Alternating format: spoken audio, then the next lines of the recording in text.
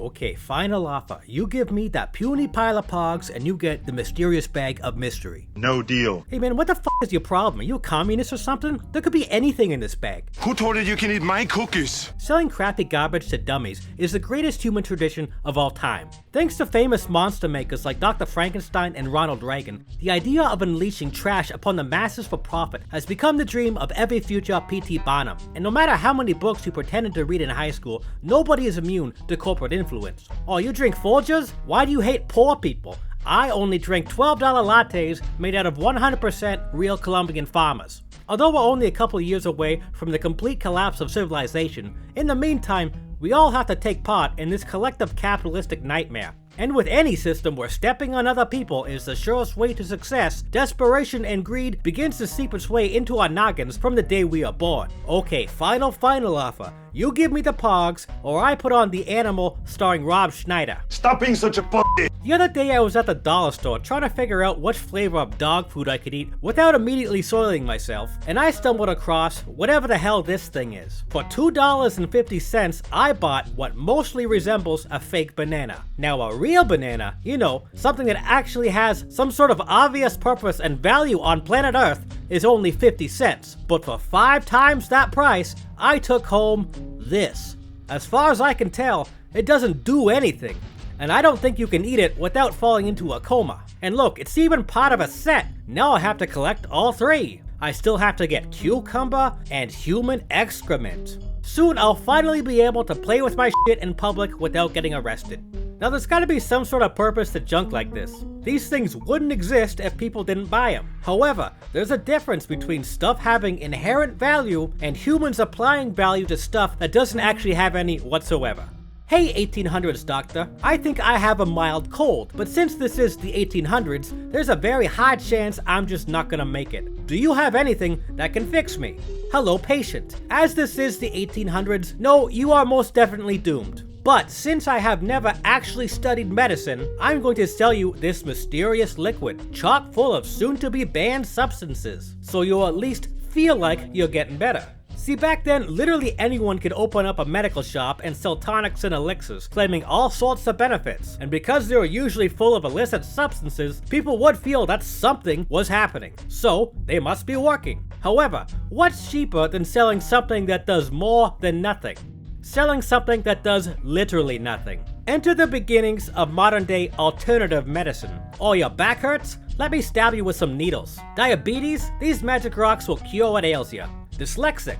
Bruno here will work you over with a lead pipe for 50 bucks. The popularity of these things comes in waves, and like yoga pants, what's old is often new again. Doesn't always work though. Remember when they tried to reboot your franchise? No. Yeah, neither does anybody else. Power Rangers fell off faster than Rob Schneider's likability. Stupid fads like this have always existed, and I have strong memories of my first time experiencing one. Thankfully, the fad I experienced wasn't some sort of medieval plague remedy. Remember devil sticks? Although not as widely adopted as some other fads, every playground had at least one kid out at recess with these things. We'd all stand around waiting to see some cool tricks, which would never occur. They just stumble around with the things, trying not to cry from embarrassment. Oh, I'm sure any minute this will stop being horrifically boring and something amazing will happen. I miss having that kind of optimism about life in general.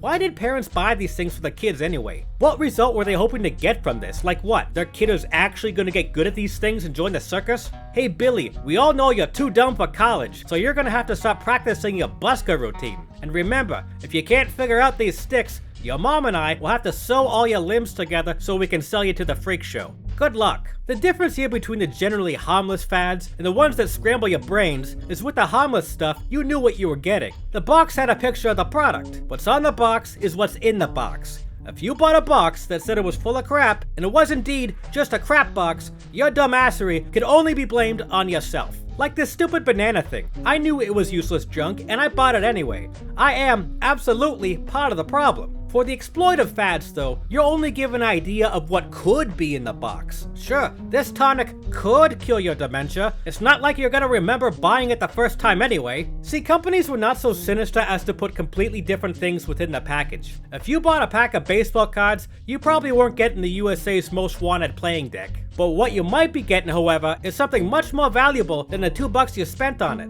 And that there is where our journey begins. As the saying goes, there's a sucker born every minute, and you can find most of the older ones spending their free time at the slot machines.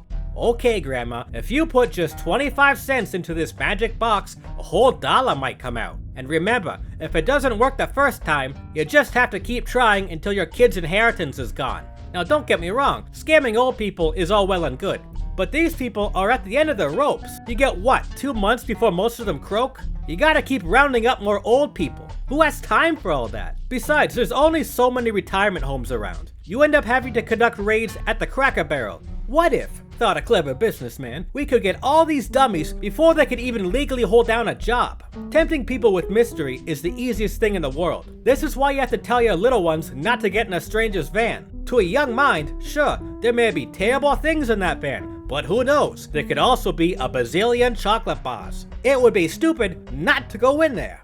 Crackerjack figured this out over 100 years ago. However, with Crackerjack, everyone knew they were just getting a dinky little doodad. Harmless, except for the kids who would try to swallow them, but they were probably circus bound anyway. Where the real sinister element came in was with baseball cards. Now, it wasn't the baseball cards themselves that were bad. It was the combination of mystery and the application of manufactured scarcity.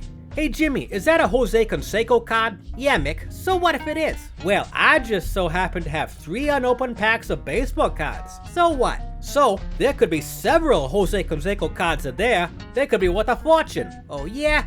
Yeah, and tell you what, I'm gonna be real nice and trade my 3 unopened packs for your 1 lousy card. I don't think so, Mick. Okay, fine. 3 packs of cards and half this old dirty magazine I found in the woods. Okay, yep, deal. This is just a light version of the candy van. Less likelihood of high reward, but also less likelihood of getting your anus figured by a priest. What? Now, baseball cards didn't start out this way. People simply like baseball, and they also like collecting things. Cards are an affordable way to carry around mementos of something you enjoy, and I believe they started out with good intentions. And the reason I believe that is because we can see how our next product started out just the same. Welcome to the world of the Pog. What is a Pog, you ask? Okay, here's what you're gonna do. First, find an old boomer couple. Wait till they're asleep, and then invite yourself into their home through the basement window. Note, this will not work if you're a vampire. Now, in the deepest, darkest corners of that house, you'll find a box of their kids' crap that they promised to pick up one day, but never did. At the bottom of that box will be a fluorescent tube. You open that tube, and what comes out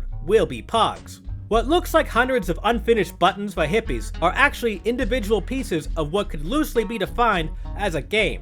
The thing is though, everyone had way more Pogs than they needed to play the game. Because you see, playing the game wasn't the point of Pogs. The point of Pogs was having Pogs, and specifically having more Pogs than any of your buddies. The goal of the game was to have an abundance of the game. What kind of game is that, you ask? Great question. Because if you replace Pogs with dollar bills, suddenly it all makes a lot more sense and becomes a whole lot less fun. But like baseball cards, Pogs didn't start this way. A version of Pogs can be traced back to 1600s Japan with a game called Menko. Both have circular cardboard pieces with pictures on them, and in both versions, the original object of the game is to flip your opponent's circles. Any circles you flip, you keep. And everyone takes turns until all the circles are gone. This is what life was like before the invention of fun. Hey Kenji, would you like to play the circle game with me? Sure thing, Fuji, and afterwards we can go paint weird pictures of fish. Unfortunately, 300-year-old Japanese game decks were in short supply in the 1900s, so people had to use what they had lying around as a substitute, and what they had were milk caps. Like I mentioned earlier, people like collecting crap. And since milk caps were cheap, they became a common thing to hoard. Everyone has that one jolly uncle with a beer cap collection that he's been adding to since he could still hold down a job. This was like that, only with less liver disease. Hey, check it out, my milk cap has a goat on it. Oh yeah? Well, mine has a dog on it. Your family drinks dog milk? Shut up, Jimmy. Now, if you wanted that kid's milk cap, the only way to get it, besides drinking dog milk, was to play for it. Apparently just trading these things like baseball cards wasn't complicated enough. How did you play? Basically the same rule set as Menko, but instead of throwing cardboard at cardboard, you were throwing down a plastic disc at the cardboard, called a slammer. Or if you were a real D-wad, you'd be hucking a slab of metal, completely obliterating the cardboard milk caps. Why this was ever allowed, I have no idea. I remember one kid who straight up brought a giant iron dowel to school with him, claiming it was a totally legitimate slammer, and bending everyone's caps within a single recess. Although I don't know what happened to him later in life, I sincerely hope he was eaten alive by bears. The term Pogs and milk caps were used interchangeably for a long time. Pogs were just a type of milk cap, standing for Passion Orange Guava, which was a type of juice made by one of the dairy companies. They put extra effort into making their milk caps look cool, so the term caught on. It's like how everyone calls facial tissue Kleenex, even the cheap crap brands that tear your nose apart. Now, for the first few decades of this game's life, this was seen as a harmless thing for kids to do. It started innocently enough, just like Rob Schneider's start on SNL. And also just like Rob Schneider, milk caps were cheap to get. The point of the game was that everyone could play, because the pieces were in abundance. But like how upper-class white people love to destroy a downtown housing district through gentrification, Pogs were about to price out the very group of people that made the game popular in the first place. And again, just like Rob Schneider, people would quickly begin to distance themselves from it. Okay, I'll bet these 3 Pogs, and you're betting... What the hell are these? I don't know. Don't you hold out on me, punk, or I'll turn you into Pogs. Anyone over 30 is no longer cool. It's like you'll wake up one day and suddenly, instead of rooting for the teenage heroes, you're siding with Vice Principal Vernon or Jason Voorhees. If you're still trying to fit in with trends at this point, congratulations. You're the creepy neighbor nobody wants to leave their kids around now. But adults don't have to be cool to recognize what kids think is cool. And this is an important skill to have if you're gonna shake them down for their allowance money. Hey kid, what do you got there? Pogs? Pogs, huh? Well, not anymore you don't, because I just trademarked that shit. Once the World Pog Federation was born, and yes, this is a real thing, an instant class divide was created. Any kid could still get milk caps, sure, but who's gonna play with them? What, you want me to bet my authentic Pogs against your great value brand cardboard circles? Be gone with you, pleb. To us, this was serious business. Every recess, some kid would have a total meltdown over losing a game. This was no longer about giving up a few worthless milk caps. Kids were playing with limited edition stuff, like the Batman Forever Pogs that you could only get from McDonald's, where each Happy Meal would only contain a few random tokens out of a 32-piece collection. No matter how insufferable we were to our parents, nobody was going to McDonald's enough to get all of them. Imagine trying to explain this crap to an adult as a child. You'd be more likely to end up with the circus training sticks. Anyway, the only way to complete a collection like this was to play. And let me ask you this, have you ever met a kid that wasn't a sore loser? Kids would lose their Pogs, then lose their minds, and immediately complain to a teacher when a game didn't go their way. Now arguably, sure, this could have been used to teach a valuable life lesson. But the important thing to remember here is that kids are stupid. Sure, most adults are too, but kids at least have the excuse of their brains still being the consistency of Wendy's chili. They have a general unfair disadvantage, and that's why they can only get jobs in coal mines instead of accounting firms. And that's also why it's illegal to let them into casinos. If you're gonna let kids gamble, it's gotta be in a way where adults can't be held responsible. Which is exactly why across the continent, Pogs were banned in nearly every school district. As soon as Pogs were compared to gambling, it was like a giant wave of nope from every teacher on the planet. Absolutely nobody wanted to be on the news for condoning a kid's gambling ring, regardless of how blown out of proportion or funny it may have been. And that was basically it. After that, Pogs essentially ceased to exist. For a while, we tried playing at our friends' houses, but in the likely scenario where your friend was a little Goomba wiener, they could still just cry to their parents if they lost. Besides, it wasn't as much fun winning if you couldn't humiliate your opponent in front of the entire school. Yeah, in your goddamn face, punk! Fuck you and fuck Rob Schneider's talentless, witless, Wendy's chili-brained sad excuse for a so-called comedy career. There wasn't anything that quite took the place of Pogs after they were shut down. A comparison could be made to Magic cards though. Here you have the same randomized component of getting potentially rare cards, adding a high element of chance to the value of what you're paying for. However, besides the fact that the losers didn't have to hand over the cards to other players, the main difference here is that Pogs were cool and Magic cards were for dorky dweebuses, which unsurprisingly was a lot more people than we were willing to admit. This was the 90s, folks. You kept your nerdy shame in the closet if you didn't enjoy getting duct taped to stuff. The only thing that came close to the level of popularity was when the Pokemon craze hit, but that wouldn't be for a few more years. And again, although having the randomized element, kids generally weren't taking each other's cards when they lost. Now, stealing the cards? absolutely yes, this was a thing. Pokemon, Magic, Pogs, for all these things, having more of the game was the point of the game, and the more you had, the cooler you were. Now I know what you're thinking. Did I make this video just to have an excuse to show off my Pog collection? I'll never tell, but the answer is yes. Certain schools started banning Pokemon cards as well, but by then the corporate world was beginning to change direction. See, what companies learned from Pogs is that if you want to hook kids to your corporate smack, you gotta get around those pesky gatekeeping adults. And the best way to do that was with computers. Like any good dealer knows, the best way to hook someone is to give them a taste first. So unlike Pogs, Magic, or Pokemon, companies started giving out their computer games for free. But not just any video games. These were games that you could play with your friends. Seems pretty generous at first. What a nice heartless corporation.